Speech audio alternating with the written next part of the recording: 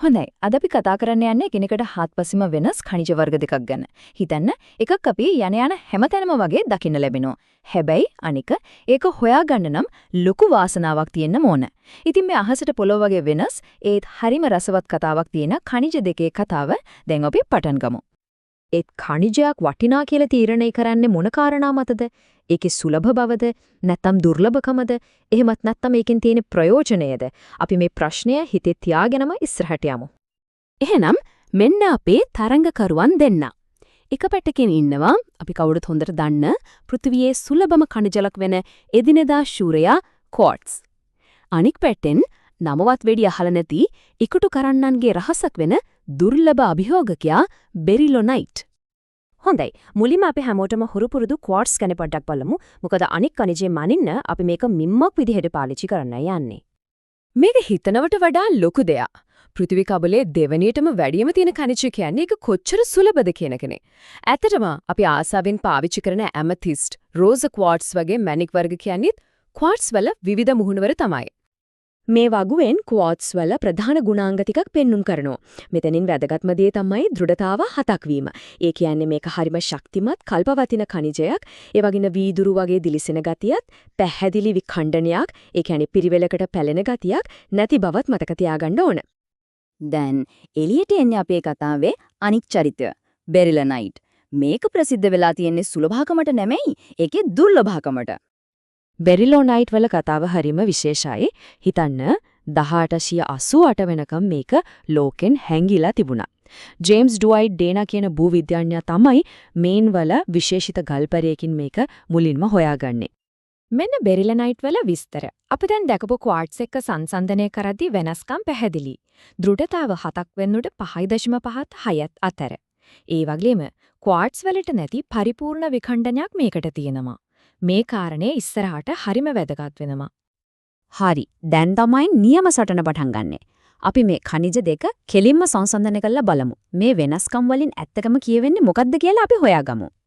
පළවෙනි වටය දෘಢතාව. මෝස් මාපකයේ ක්වාර්ට්ස් වල අගය 7ක් වෙද්දී බෙරිලොනයිට් තියෙන්නේ 5.5ත් 6ත් අතර. මේකෙන් සරලවම කියවෙන්නේ ක්වාර්ට්ස් කියන්නේ බෙරිලොනයිට් වලට වඩා සීරීම් වලට ඔරොත්තු දෙන ගොඩක් ශක්තිමත් ඛනිජයක් කියන එකයි. හොඳම දේ තමයි මේ දෘಢතාව මනින්න ලොකු විද්‍යාගාර ඕන නෑ. හිතලා බලන්නකෝ. සාමාන්‍ය වීදුරු කෑල්ලක් ඒකේ දෘಢතාව 5.5ක් විතර. ඒක පාවිච්චි කළොත් ඒකෙන් බෙරිලොනයිට් සූරන්න පුරවන්. ඒත් ක්වාර්ට්ස් බෑ. ඒක සූරන්න බෑ. ඔන්න ඔය වගේ සරල පරීක්ෂණයකින් මේ දෙක බෙන් කරගන්න පුළුවන්. හරි. ඊළඟ සංසන්දනයට කලින් අපි මේ වචන දෙකේ වෙනස හරියටම තේරුම් ගමු. විඛණ්ඩනය සහ බෙහෙදනය. විඛණ්ඩනය කියන්නේ ලීයක පළු යනවා වගේ ඒකේ ඇතුලේ තියෙන රටාවට පිළිවෙලකට පැලෙන එක.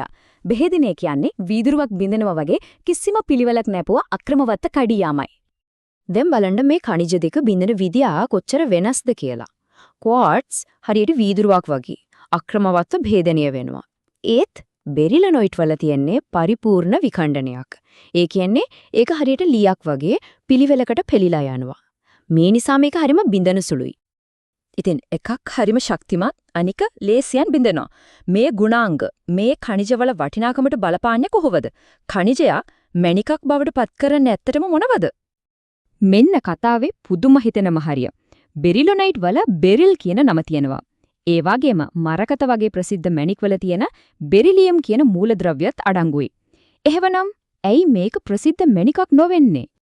මැණිකක් වෙන්න ප්‍රධාන සුදුසුකම් දෙකක් තියෙන්න ඕනේ. පළවෙනි එක තමයි කල්පවැයත්ම. අපි දැක්ක බෙරිලොනයිට් වල දෘಢතාව අඩුයි. ඒ වගේම ලේසියෙන් පැලෙනවා. ඉතින් ආභරණ වලට ඒක කොහොමද ගැලපෙන්නේ නැහැ. දෙවෙනි එක තමයි දීප්තිය. ඒක තීරණය වෙන්නේ ආලෝකයේ නමන්න තියෙන හැකියාව එහෙම නැත්නම් වර්තන දර්ශකයේ මත.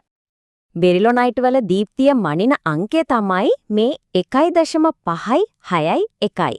මේ අංකේ වැඩි වෙන තරමට මැණිකේ දීප්තිය. එහෙම නැත්නම් ගින්දර වැඩි වෙනවා. ඉතින් මේ අගය හොඳ එකක්ද නරක එකක්ද බලමු විශේෂඥ මතය මොකක්ද කියලා. මෙන්න අවසාන තීන්දුව. බෙරිලොනයිට් වල දීප්තිය දියමන්තියක් හෝ මරකතයක් තියා සාමාන්‍ය ක්වාර්ට්ස් එකකටවත් වඩා වැඩි නෑ. ඉතින් ඒ නිසා ඒකෙන් දීප්තිමත් මැණික් හදන්න බෑ. ඉතින් අපේ ඛනිජ සටන මෙතරින් අවසන්. ක්වාර්ට්ස් කියන්නේ ලෝකයේ වැඩකාරයා. හැමතැනම තේනවා, කල්පවතිනවා, කර්මාන්තවලට නැතුවම බැරි දෙයක්. බෙරිලොනයිට් කියන්නේ කුතුහලය. ඒක වටින්නේ මැණිකක් විදිහට නෙමෙයි, ඒකේ දුර්ලභකම නිසා එකතු කරන්නන් අතර විතරයි. අපි අවසන් කරන්නේ සිතුවිලි අවුස්සන ප්‍රශ්නයකින්. එහෙනම් ඇත්තටම වටිනාකම වැඩි මොකේද? අපේ ලෝකයේ ගොඩනගන්න උදව් වෙන ගලේද? එහෙමත් නැත්නම් කොච්චර දුර්ලභද කියනවනම් ලෝකයේ එක දකින්නවත් නැති තරම් වෙන ගලේද? වටිනාකම කියන දෙයට තියෙන විවිධ නිර්වචන ගැන කල්පනා කරනට මේක හොඳ අවස්ථාවක්.